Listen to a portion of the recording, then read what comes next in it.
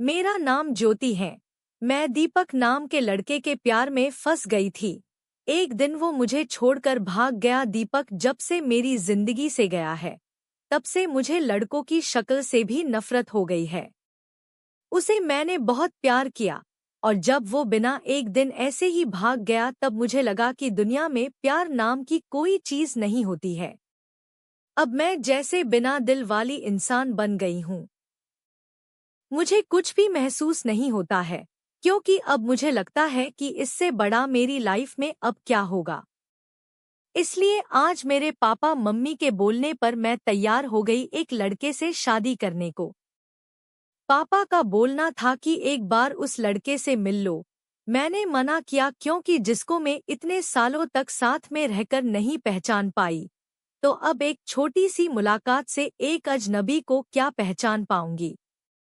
लेकिन लड़का भी मुझसे मिलना चाहता है। मैंने उसको मिलने को हामी भर दी। सच कहूं तो मुझे अब किसी भी बात से कुछ फर्क नहीं पड़ता है। हमारा मिलना तय हुआ डिनर पर। पापा और मम्मी चाहते हैं कि मैं अकेले ही मिलने उससे जाऊं। मैं जैसे मुर्दा हूं, मुझे अब कुछ फर्क नहीं पड़ता। मेरे हाथ में जो आया मैंने पहन लिया और पहुंच गई। देखा तो वो मेरे लिए वहां बैठा इंतजार कर रहा था। मुझे देखते ही मेरे पास आया और मेरा नाम पूछता है। सामने जाकर मैं उसके बैठ गई। उसकी आंखों में चमक थी, लेकिन मैं इस चमक को जानती हूँ। यह हर लड़का दिखाता है पहली मुलाकात में। दीपक मुझे छोड़कर गया, लेकिन जिंदगी का बहुत बड़ा सबक मुझे सीखा कर गया है। वो लड़का मेरा मुंह उतरा देखकर मुझसे पूछता है, क्या हुआ, सब ठीक है?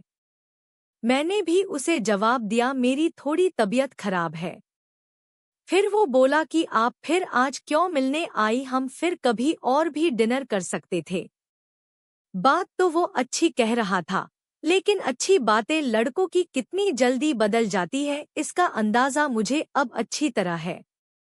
मैंने उसे कहा, नहीं मैं ठीक हूँ, कोई बात नहीं।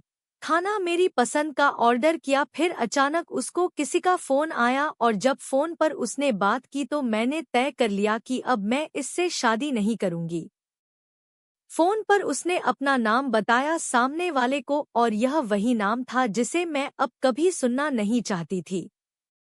उसका नाम भी दीपक था। मैं भी हैरान थी। मैं इतनी ज्यादा खोई हुई थी कि अभी तक मैंने उसका नाम नहीं पूछा, ना पापा मम्मी से ना ही उससे। मैं एकदम से खड़ी हो गई और उसको बोला कि मैं जा रही हूँ, मेरी तबीयत ज्यादा खराब है।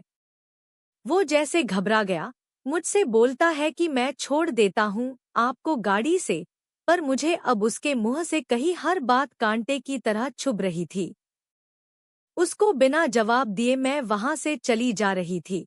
वो मेरे पीछे पीछे आ रहा था। मेरी आंखों से अब आंसू टपकने लगे, और मैं बाहर टैक्सी या ऑटो का इंतजार करने लगी। आंखों में मेरी आंसू देखकर उसने मेरी बाह पकड़ी और मुझे गाड़ी में बैठने को कहा। उसने मेरी बाह पकड़ी, बस इतना तो बहुत था मेरे अंदर की आग को निकालने के लिए, और मैंने उसके मुंह पर जोर से एक थप्पड़ मार दिया। वो जैसे हक्का बक्का रह गया, और फिर उस दीपक की भड़ास इस दीपक पर निकली, और मैंने कहा, तुम लड़के अपने आप को समझते क्या हो? जो मन चाहा वो करोगे क्या? जब तुम्हारा मन किया किसी का हाथ पकड़ लेते हो, जब मन किया बिन बताए भाग जाते हो, और वो बस चुपचाप मुझे खड़ा देखता रहा। टैक्सी आई और मैं बैठकर वहां से चली आई। आते वक्त मैंने उसका चेहरा भी नहीं देखा।